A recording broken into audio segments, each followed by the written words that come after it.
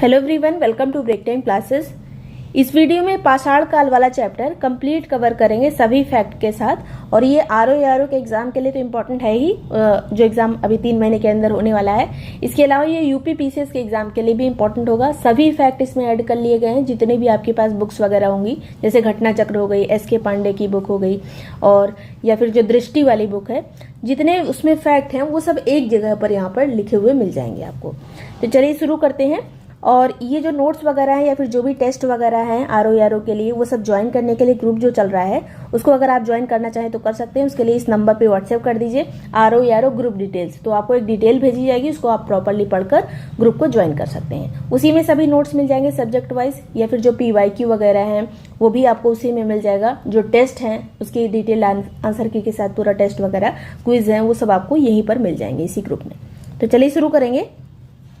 इससे पहले जो हमने एक और चैप्टर पढ़ा था इतिहास के स्रोत, जिसमें हमने अभिलेख वगैरह पढ़े थे, और जो अभिलेख हैं, रचनाएं हैं, लेखक हैं जो कई बार पूछे जा चुके हैं, और डिटेल में सभी चीज़ें उसको कवर किया था। उसके लिए लिंक आपको डिस्क्रिप्शन में मिल जाएगा प्लेलिस्ट का आरओ की, उसमें जाके वो वाला वीडियो भी जरूर देख लीजिएगा, कल वाला वीडियो। तो चलिए शुरू करेंगे। इतिहास को 3 पार्ट में डिवाइड किया गया है। सबसे पहले प्रागैतिहासिक काल, फिर आद्य ऐतिहासिक काल और ऐतिहासिक काल। यहाँ पे हमें पाषाण काल को कवर करना है, लेकिन पहले ये एक ओवरव्यू है कि इतिहास को 3 पार्ट में। पहला जो प्रागैतिहासिक काल है उसमें जो है इस काल को, इसमें जो लिखित साक्ष्य हैं वो नहीं मिले हैं, केवल पुरातात्विक साक्ष्य मिले हैं। पुरातात्विक साक्ष्य का मतलब जो खुदाई से मृदभांड वगैरह मिलते हैं, मूर्तियां मिलती हैं, सिक्के मिलते हैं, उस आधार पर डिसाइड किया जाता है कि उस टाइम पे कैसे मतलब लोग रहते थे। तो ये हो गया पुरातात्विक साक्ष्य केवल उपलब्ध है, लिखित नहीं है, उसको कहेंगे प्रागैतिहासिक। आद्य ऐतिहासिक किसे कहते हैं? तो आद्य ऐतिहासिक में हमें लिखित साक्ष्य तो प्राप्त है, लेकिन वो पढ़े नहीं जा सके, जैसे कि सिंधु सभ्यता वाली, इसका एग्जाम्पल है सिंधु सभ्यता। ये आद्य ऐतिहासिक काल है। यहाँ पे जैसे अभी हम पढ़ेंगे जब सिंधु सभ्यता वाले चैप्टर में, तो उसमें कालीबंगा में बड़े बड़े चित्र मिले हैं, जो चिन्ह मिले हैं, जिसको कहा जाता है कि लिपि थी उस टाइम की, लेकिन उसको पढ़ा नहीं जा सका है। और जो है अगला जो आता है ऐतिहासिक काल। ऐतिहासिक काल में हमें सब कुछ उपलब्ध है, लिखित साक्ष्य भी है, खुदाई से भी प्राप्त चीजें हैं, उनको पढ़ा भी जा सकता है जो भी चीजें मिली हैं। तो ये सब हो गया ऐतिहासिक काल में। प्रागैतिहासिक काल हमें इसमें, इसका उदाहरण है प्रागैतिहासिक काल का पाषाण काल, उसी को हमें इसमें कवर करना है। तो पाषाण काल को भी 3 पार्ट में डिवाइड किया गया है। ये 3 पार्ट कौन कौन से हैं? तो पूरा पाषाण काल, मध्य पाषाण काल और नवपाषाण काल। ये दोनों तो मतलब सिंगल है, मध्य पाषाण और नवपाषाण। पूरा पाषाण जो है इसको 3 पार्ट में डिवाइड किया गया है, एक निम्न पूरा पाषाण, एक मध्य पूरा पाषाण, एक उच्च पूरा पाषाण। अब इसमें ज़्यादा जो है इसका ईयर वगैरह इंपॉर्टेंट नहीं है, लेकिन अगर कभी दिमाग में हमारे ईयर रहता है तो मैपिंग जल्दी अच्छी से बन जाती है, कि मतलब अगर कोई बात हो रही है, कब की बात हो रही है, ये भी पता होना चाहिए। तो जो पूरा पाषाण काल है ये प्रारंभ से 10,000 ईसा पूर्व, प्रारंभ से 10,000 ईसा पूर्व तक के टाइम को पूरा पाषाण कहा जाता है। मध्य पाषाण किसको कहते हैं? तो 10,000 से 5500 ईसा पूर्व को। नवपाषाण कहते हैं 5500 से 3000 ईसा पूर्व को। ये इतना इंपॉर्टेंट नहीं है, बस इतना याद रखिए कि ये थोड़ा सा बस ध्यान रखिए कि ये है। और ईसा पूर्व आपको पता ही होगा कि उल्टा चलता है, तो 10,000 से 5500 मध्य पाषाण और 5500 से 3000 नवपाषाण काल। तो अब हमें सबसे पहले पढ़ना है पूरा पाषाण को, इसके तीनों पार्ट को। पूरा पाषाण में यहाँ पे एक चीज़ और पॉइंट नोट करने की बात है कि जो पाषाण युग है इसकी तीनों अवस्थाएं, जितनी भी अवस्थाएं हैं, सभी अवस्थाएं हमें कहाँ से प्राप्त होती हैं? तो बेलन घाटी से और नर्मदा घाटी से। सिर्फ यही 2 जगह है जहाँ से हमें हर स्टेज की चीज़ें मिलती हैं। एक हो गया बेलन घाटी, दूसरा नर्मदा घाटी। बाकी हर जो स्टेज है उसके अलग अलग स्थान है, वहाँ से क्या मिला, वहाँ से क्या मिला, वो हम आगे देखेंगे। तो पहला है यहाँ पर पूरा पाषाण काल। पूरा पाषाण काल का भी जो पहला पॉइंट था, निम्न पूरा पाषाण काल। निम्न है, फिर मध्य है, फिर उच्च है। तो इसी को 3 पार्ट में डिवाइड किया गया, बाकी तीनों को दोनों को सिंगल रखा गया है। तो पूरा पाषाण काल का पहला निम्न पूरा का पाषाण काल। अब निम्न पूरा पाषाण काल को सोहन संस्कृति के भी नाम से जाना जाता है। सोहन संस्कृति इसको क्यों कहा जाता है निम्न पूरा पाषाण काल को? क्योंकि इसी काल में सबसे पहले उपकरण हमें प्राप्त हुए थे सोहन घाटी से, सोहन वैली से हमें कुछ उपकरण मिले थे, कुछ औजार मिले थे। वो कौन कौन से औजार थे? तो पेबुल, चौपड़, चापिंग, और ये तीनों औजार हमें मिले थे। ये एक तरह से धारदार हथियार होते हैं, कोई इसमें से एक तरफ धार होती है, किसी में दोनों तरफ धार होती है, शिकार वगैरह के लिए यूज किए जाते थे। और ये सोहन घाटी कहाँ है? तो सोहन एक नदी है, उसी की घाटी है। और सोहन किसकी सहायक नदी है? तो सिंधु की सहायक नदी है। तो अगर आपसे निम्न पूरा पाषाण काल या सोहन संस्कृति की बात की जाए तो समझ लीजिए कि सिंधु वाला एरिया है ये। तो ये सोहन घाटी, सोहन संस्कृति किसको कहा जाता है? निम्न पुरापाषाण काल को। आगे इसका एक और पॉइंट है निम्न पुरापाषाण काल का। इस काल में जो है एक हैंड एक्स मिला है। हैंड एक्स ये कहाँ से मिला है? हैंड एक्स तो मद्रास से मिला है, मद्रास के पल्लवरम से। कब मिला था? तो 1863 में। किसको मिला था? रॉबर्ट ब्रूसफोर्ड को। पहला सामान, जो पहला उपकरण किसी ने खोजा था, पहले अनुसंधानकर्ता कौन माने जाते हैं पाषाण काल के? तो इन्हीं का नाम है रॉबर्ट ब्रूसफोर्ड। इन्हें क्या मिला था? तो मद्रास के पल्लवरम से हैंड एक्स मिला था। तो ये चीज याद रखिएगा। नेक्स्ट यहाँ पर निम्न पुरापाषाण काल में ही मानव खोपड़ी मिली है। कहाँ से? तो हथनौर नामक जगह से। कहाँ पे ये हथनौर जगह है? तो नर्मदा घाटी में स्थित है, एमपी में। और ये MPPSC में ये क्वेश्चन पूछा जा चुका है कई बार, मतलब बार बार ये लगभग रिपीट करता है। हथनौर जगह कहाँ पर है? मध्य प्रदेश में। किस समय से संबंधित है? तो निम्न पुरापाषाण काल से संबंधित है। यहाँ से मानव खोपड़ी मिली है। इसके अलावा लोहदा नाला एक जगह है, ये बेलन घाटी में है। बेलन घाटी वाला एरिया जो प्रतापगढ़ और प्रयागराज वाला एरिया में पड़ता है, ये बेलन घाटी। तो ये उत्तर प्रदेश का एरिया है, लोहदा नाला। यहाँ से हमें मातृ देवी की प्रतिमा मिलती है। तो ये याद रखिएगा, निम्न पुरापाषाण काल का एक प्रमुख स्थल जहाँ से मातृ देवी की मूर्ति मिली है वो कौन सा है? तो लोहदा नाला है, जो कि बेलन घाटी में स्थित है। आगे बात करेंगे अब अगला, जो इसका सेकंड वाला था मध्य पुरापाषाण काल। पुरापाषाण काल ही हम पढ़ रहे थे, तो उसमें अगला वाला है मध्य पुरापाषाण काल। यहाँ से देखिए, हम जैसे जैसे आगे बढ़ते जाएंगे जो औजार हैं वो और छोटे होते जाएंगे और जो है धार उसकी बढ़ती जाएगी। तो इस टाइम पे मध्य पुरापाषाण काल में जो औजार थे वो ब्लेड की तरह बढ़ने लगे, मतलब पतले हो गए, धारदार हो गए। अभी तक जो होते थे उसमें ज़्यादा सा अच्छा स्ट्रक्चर नहीं होता था, अब उसका स्ट्रक्चर बदलने लगा, छोटा होने लगा। तो इसलिए यहाँ पे बहुत तरह के ब्लेड बनते थे, खुरचनी वगैरह कई तरह की बनती थी। तो इसलिए इसे फलक संस्कृति के नाम से भी जाना जाता है। अभी हमने देखा था निम्न पुरापाषाण काल को सोहन संस्कृति के नाम से जाना जाता है, और ये जो मध्य पुरापाषाण काल है इसको फलक संस्कृति के नाम से जाना जाता है। तो ये सीधे सीधे क्वेश्चन पूछा जा सकता है। इसके अलावा मध्य पुरापाषाण काल में जो औजार बनाने के लिए क्वार्टजाइट पत्थर भी इस्तेमाल किए जाने लगे। कौन से पत्थर इस्तेमाल किए जाते थे? तो क्वार्टजाइट पत्थर का इस्तेमाल शुरू हुआ मध्य पुरापाषाण काल में। और मध्य पुरापाषाण काल के कुछ प्रमुख स्थल हैं, कौन कौन से हैं? तो नेवासा एक जगह है जो कि महाराष्ट्र में है। अभी जो स्थल है इनको मैचिंग में भी आ जाता है कि कहाँ पे है, किस राज्य में है, कौन सा स्थल। तो नेवासा जो है ये मध्य प्रदेश में है। कौन सा स्थल है? मध्य पुरापाषाण काल का। इसके अलावा सबसे ज्यादा इंपॉर्टेंट यही याद रखिएगा कि चकिया जो है ये मध्य पुरापाषाण काल का स्थल यूपी में स्थित है। और कहाँ पे स्थित है? वाराणसी में। चकिया वाराणसी में स्थित है। इसके अलावा बेलन घाटी इलाहाबाद वाला एरिया, सब इसमें नहीं याद रखना है, बस कुछ चीजें चकिया जरूर याद रखिएगा। फिर भीमबेटका जो है मध्य प्रदेश में, सोन घाटी, व्यास घाटी। व्यास घाटी कहाँ होगी? हिमाचल प्रदेश में होगी। सौराष्ट्र कहाँ होगा? गुजरात में होगा। तो ये बहुत ज्यादा नहीं पूछा जाता है, फिर भी जो है कुछ इंपॉर्टेंट चीजें बस याद रखिए। नेक्स्ट बात करेंगे उच्च पुरापाषाण काल की। तो उच्च पुरापाषाण काल में सबसे बारीक औजार बनने लगे, मतलब पिछले से ज्यादा अच्छे बनने लगे।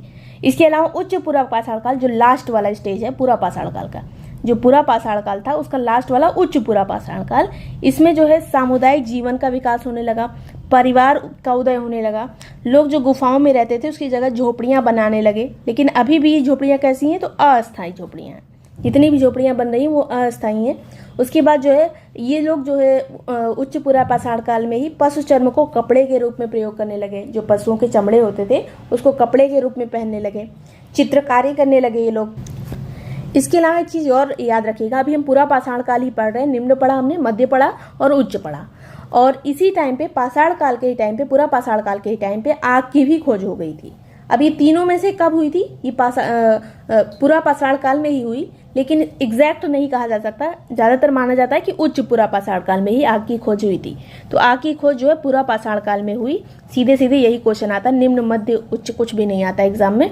तो ये पूछा भी जा चुका है पहले। तो पुरापाषाण काल में आग की खोज हुई थी। किसने की थी? जो मानव की एक प्रजाति होती है उसका नाम है होमो इरेक्टस। होमो इरेक्टस जब प्रजाति हुआ करती थी उसी टाइम पे अफ्रीका में आग की खोज की गई थी। तो ये पुरापाषाण काल की घटना है, बस इतना याद रखना है। आगे आता है जो हमने दूसरा पॉइंट देखा था, दूसरा जो सिंगल पॉइंट थे, मध्य पाषाण काल और नवपाषाण काल। तो एक चीज याद रखना है कि मध्य पाषाण काल के जो मानव थे उनको शिकारी और चरवाहे टाइप के मानव कहा जाता है। शिकारी और चरवाहे होंगे तो मतलब उनके पास पशु होंगे तभी वो चरवाहे कहे जाते थे। तो मध्य पाषाण काल जो है शिकारी और चरवाहों का जो है काल कहा जाता है। सबसे पहला स्थल जो कि मध्य पाषाण काल में खोजा गया था वो कौन सा स्थल था? तो बिंद क्षेत्र का स्थल था। और इसकी पहचान किसने की थी? तो CL कार्लाइल ने की थी।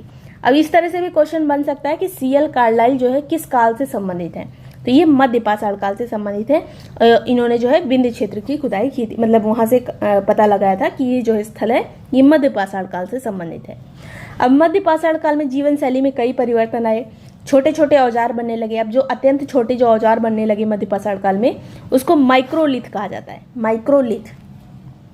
बर्तनों का प्रयोग शुरू हो गया था मध्य पाषाण काल में, बर्तन यूज किए जाने लगे। इसके अलावा इसी टाइम पे महदाह जो स्थल है उत्तर प्रदेश में, वहां से सिलबट्टे का साक्ष्य मिला है। तो ये सीधे सीधे क्वेश्चन ये मैचिंग वगैरह में आ सकता है, और पहले भी ये सब क्वेश्चन पूछे जा चुके हैं कहीं ना कहीं। तो महदाह से जो है सिलबट्टे के साक्ष्य मिले हैं हमें।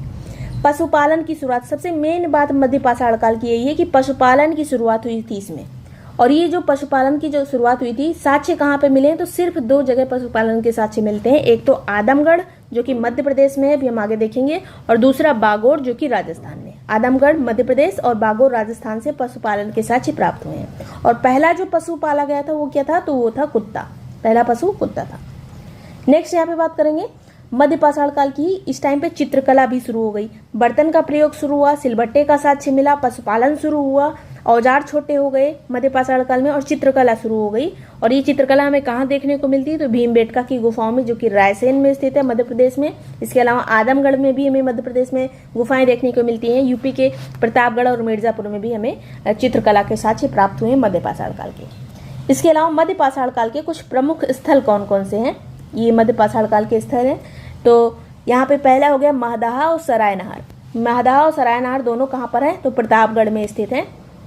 यहाँ से हमें अस्थिपंजरों के अवशेष मिलते हैं। अब ये तो दोनों जगह से अस्थिपंजर अवशेष मिले हैं, लेकिन अलग अलग भी देख लीजिए। जैसे महदाह में क्या क्या मिला है, तो गर्द चूल्हा मिला है महदाह में। स्त्री पुरुष को एक साथ दफनाने का साक्ष्य मिला है। ये कई बार पूछा जा चुका है पीसीएस में भी, आरओ में भी, कि स्त्री और पुरुष को एक साथ दफनाने का साक्ष्य कहाँ से मिला है, तो महदाह से मिला है। इसके अलावा अधजली हड्डियां कहाँ से मिली है, तो सरायनहार से। इससे पता चलता है कि मध्य पाषाण काल के पहले ही जो है आग की खोज हो चुकी है। जो हमने देखा था कि पूरा पाषाण काल में ही आग की खोज हो चुकी थी। तो अधजली हड्डियां कहाँ पर मिली है, सरायनहार में मिली है।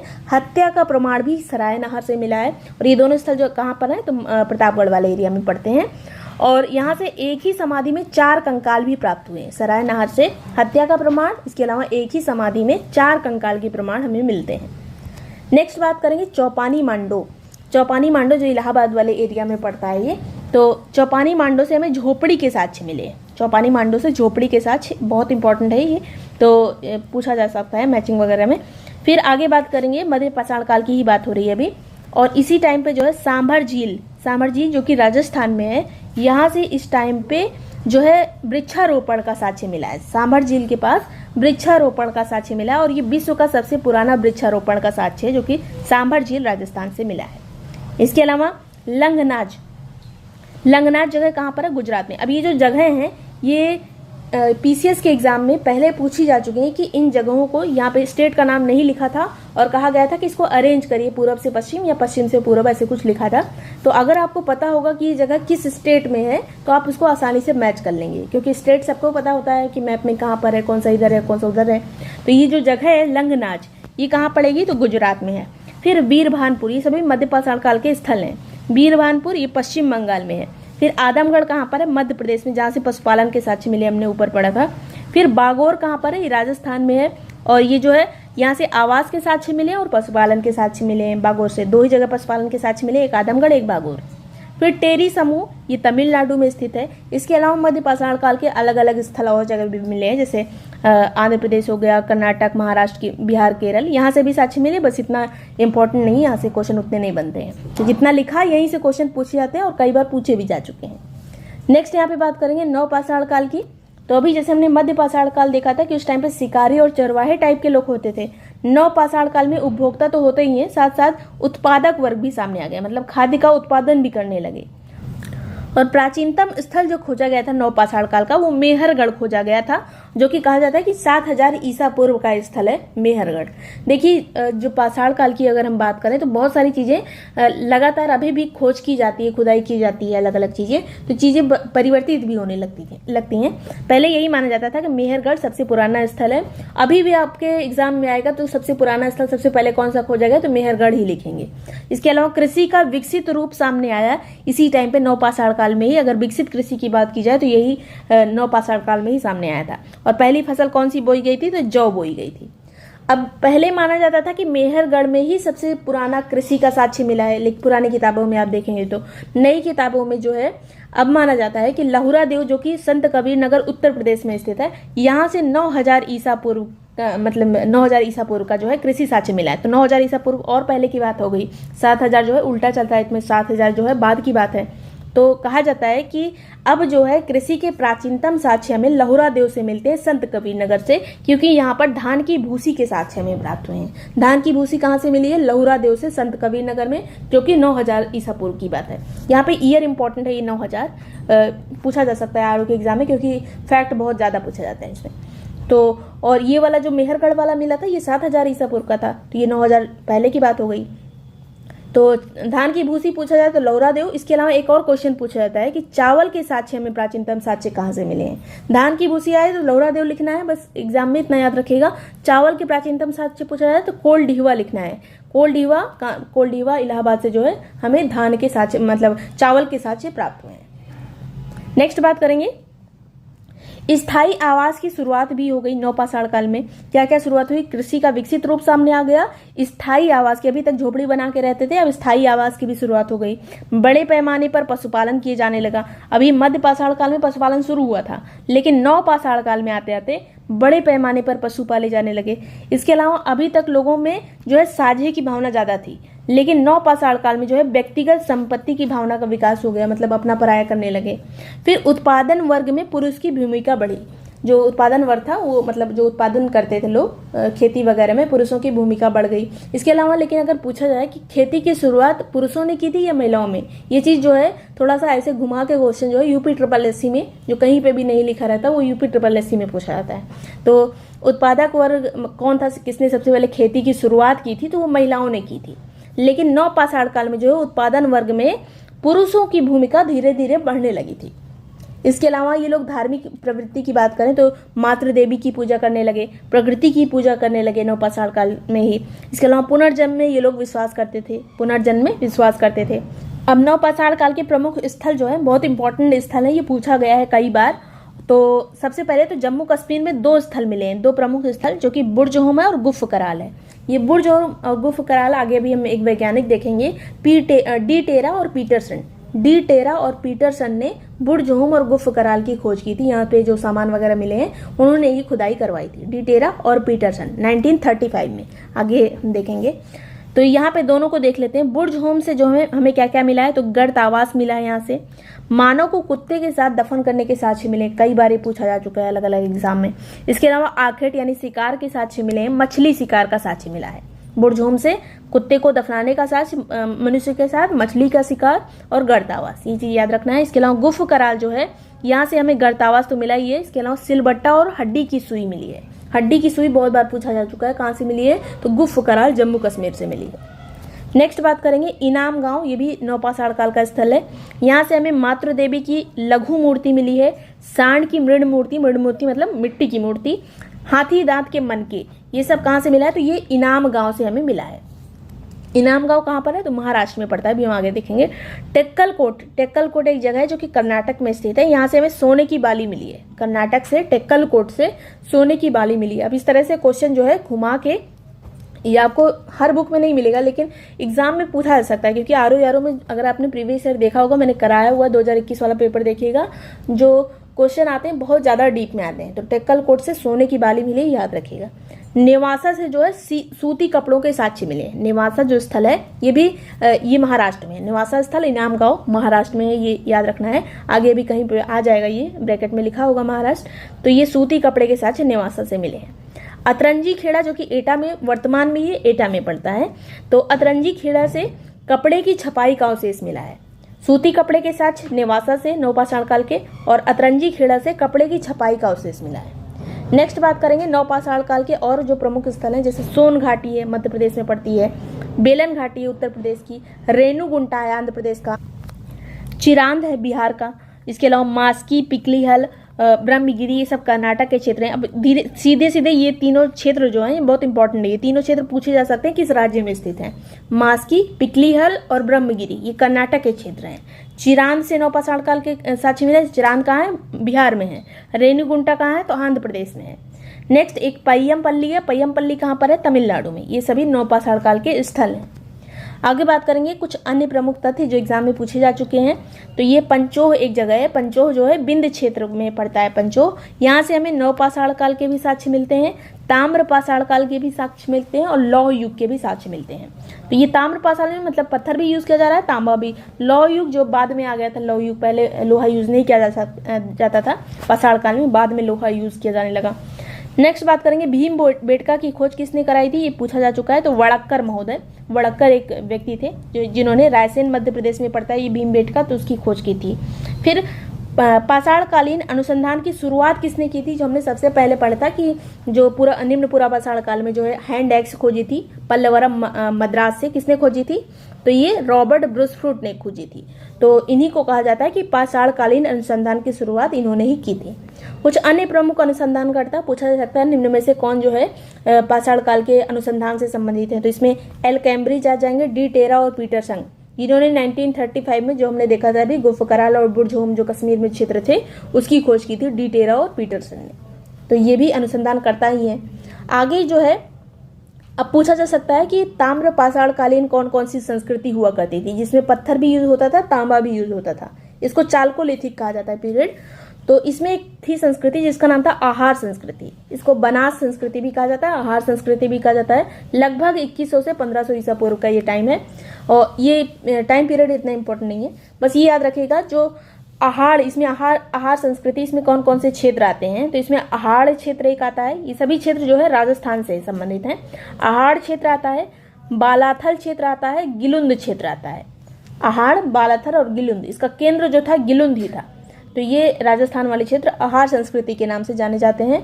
इसके अलावा जो इसमें से जो आहार है, यहाँ से हमें पत्थर के घर भी मिलते हैं। उस टाइम पे पत्थर के घर बनते थे आहार में। आहार संस्कृति का ये स्थल है राजस्थान में। नेक्स्ट बात करेंगे, एक है मालवा संस्कृति। बस इतना याद रखना है कि आहार संस्कृति में क्या क्या आता है। तो आहार आता है, बालाथल आता है, गिलुंद आता है।